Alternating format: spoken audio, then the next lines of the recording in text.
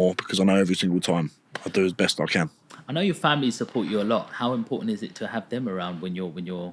I don't have my dad in the change room or near me on the fight night. No. It's business, it's professional. My dad gets nervous like every dad would, my mum. They know when we go into fight, they've done all the work before, they put loads of work in, but me, my trainers, my training team, that's all I need around me. I don't like having a big entourage around me. We're there to do a job, we get the job done and we can celebrate after. So Terrero, would you say he was a journeyman because he's won 5 and he lost 13? Yeah, he was a journeyman. How do you prepare for a journeyman? Like, they're hard to break down. It's different. It's different. You have to break them down a little bit in a different way. But a lot of fighters on their way up, they could have 8, 9, 10 fights fighting journeymen, but that's part of the experience. They serve an important role in boxing, bringing fighters through, and they're still tough to break down. And if you can knock your journeyman out, it's a good statement to make, and they're part of the building blocks to becoming a better fighter. And don't get me wrong, it doesn't mean Terrero, he still came and had a good go, landed a few right hands on me. He still comes and game. He wasn't one of these guys who just tucks up and tries to survive. He still comes in as a very proud man, and I'm still in contact with him today, and he's a good man. Nice. But round 2, 1 minute 25 seconds left, and the knockdown comes in, Towel comes in. Yeah. How does that feel? Amazing, especially after selling that amount of tickets. I caught him on the temple, followed it up. It wasn't the cleanest knockout. It was like a less clean version of the Babic knockout, scuffing shots and coming through, but the power was there to be seen, and he kept getting up. I think he got up 2 or 3 times, and it was just great when the towel came in and can celebrate afterwards. One thing I love about you, Johnny, when I was watching your fights is you're going in, bang, bang, bang. Like, you'd normally think someone's full of aggression and temper and they've lost it. But I see you hit somebody just as their knee was touching the floor, and you hit them, and straight away you gave him a hug and kissed his head. Like, it was like, whoa, he's not in a state of like demonism sort of thing. No. He's very present.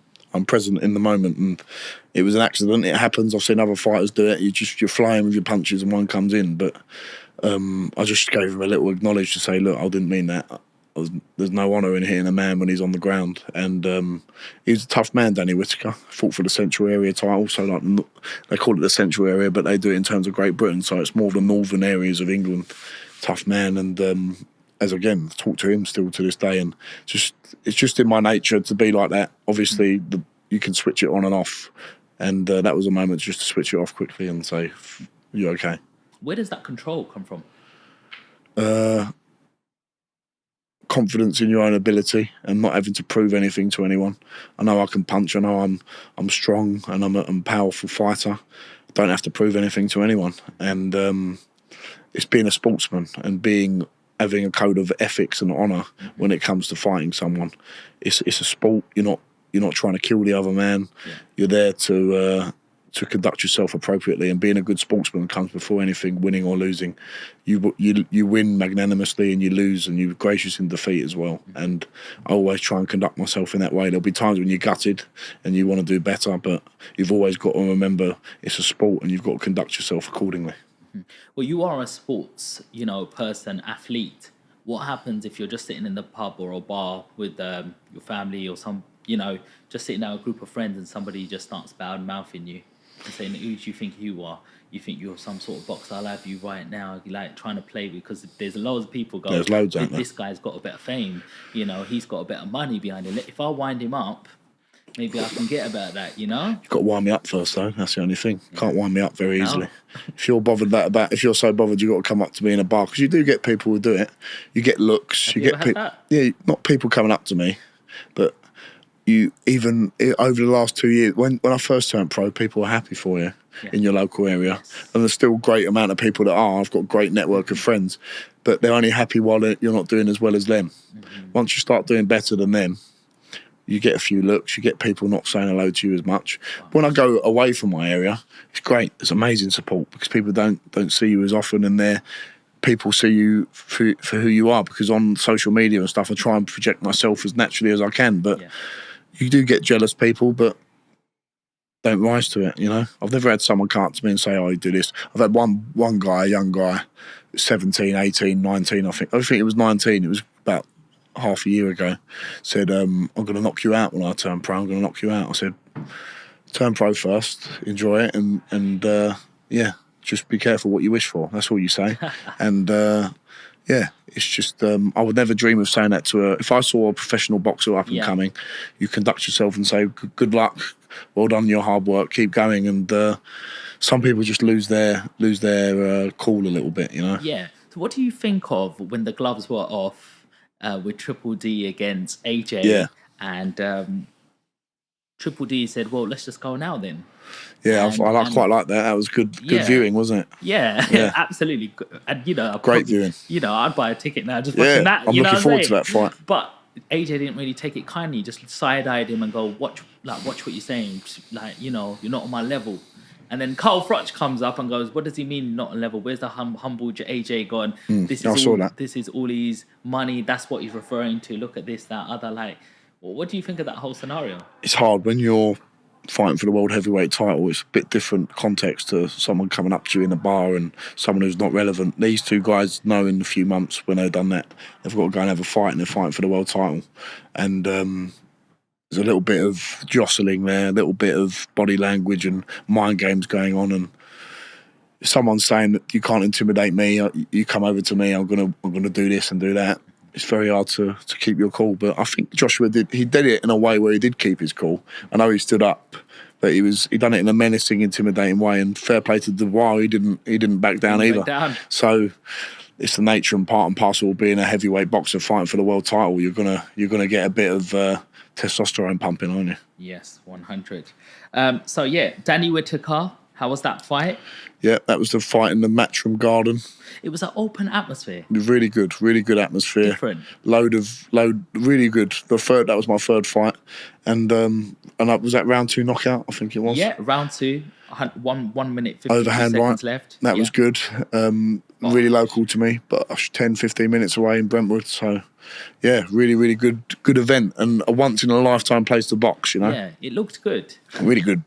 You see the garden before it's all done up, and then you see all the stuff in it for the arena, and it looks amazing. It looks like a proper stadium sort of vibe. So it was really good.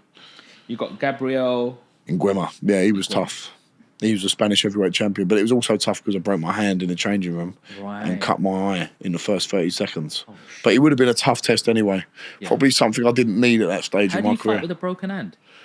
I was trying to land if you look at that fight back, I'm trying to wing the shots over the top. I couldn't really land on this knuckle. I splintered my metacarpal bone here.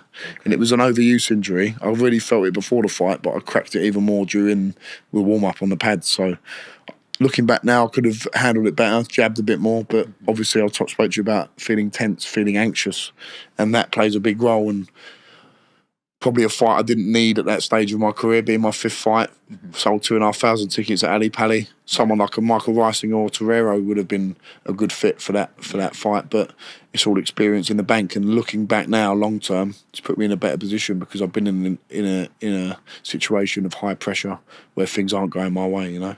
And I still won every round. I mean, that's six rounds, wasn't it? Yeah. You did on that one. That's one of your longest fights? Yeah, that was my second longest fight behind the Armstrong fight, which went 7 rounds. How important is it to get them rounds in? Obviously, you want to make a statement, and you've actually, come out, especially, the last fight, Babik, 36 seconds. Boy, I was watching that. 36. Just sitting there watching that. Bosh. Done him. And then when he come up, it was a funny dance, and it was like, it's all over, mate. Well, the ref done very well to stop that fight, but you need to get rounds under your belt. Yes. But if you get them out of there, it's a bonus. But in long-term thinking, getting rounds in the belt, under the belt, is very, very important. And someone who I'm contracted to fight next, who we've organised with, is Rudenko, and he's proven at the top level to get rounds in. He fought Zili Zhang, couldn't stop him. Huey Fury couldn't stop him. Povetkin couldn't stop him. So some very, very big names. Are you looking to make a statement 24th of August? Well, the thing is now the 24th of August fight is off because Jack Catchell, the main event, has broke his ribs. Okay. So we're just in the process of reorganising that fight for in the next month or two. Rudenko's not a joke. No, he's not a joke at all. 44 fights, 36 wins. My most experienced opponent so far. 22 knockouts. Yeah. I only lost 7, and that's not a lot compared to. And the people that he's lost to are the Huey Furies, Alexander Povetkins, Jared Anderson, who's the hottest prospect in heavyweight boxing right now. So it would be a. I'm not so much looking to make a statement. I'm just looking to win. Winning is all that matters. And if I get 10 rounds under my belt fighting him, so be it. That's what I need. What do you think of Huey Fury? I mean, he's like that heavyweight that, he was very young coming on the heavyweight scene. And then, his dad, Pete Sals, said that he had a bit of acne and then there was Yeah. certain things troubling him. Then he took I think he took a loss and